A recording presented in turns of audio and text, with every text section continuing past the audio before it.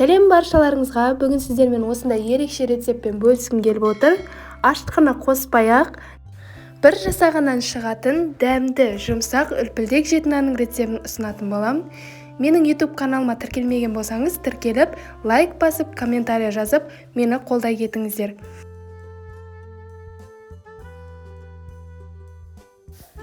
Ең алдымен осындай шұңғыл ыдысымызға бір стакан жылы сүтімізді құямыз.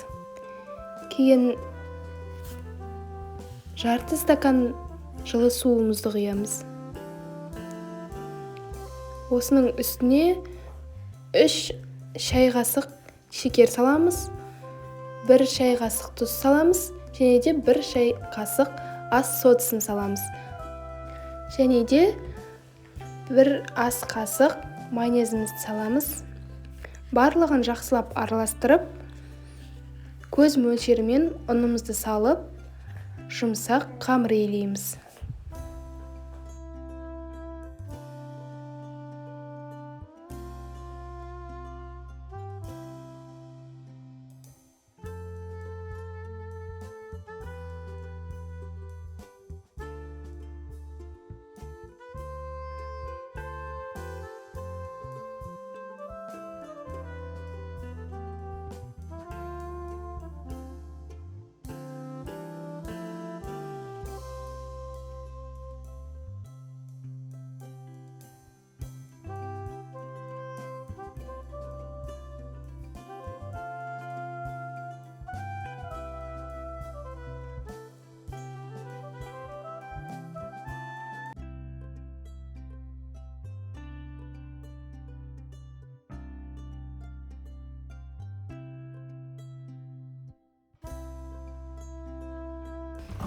Иленген қамырымызды тындырмай-ақ, бірден бөліктерге бөліп, қамырымызды жұқа етіп жаятын боламыз.